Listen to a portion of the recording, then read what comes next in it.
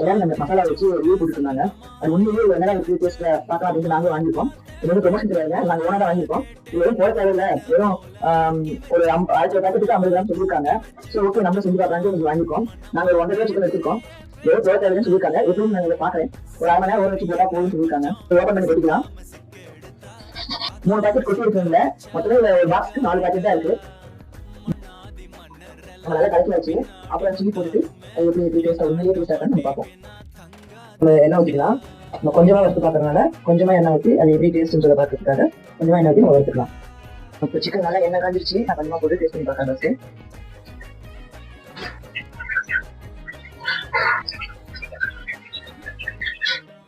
நல்லா வெந்துருச்சு.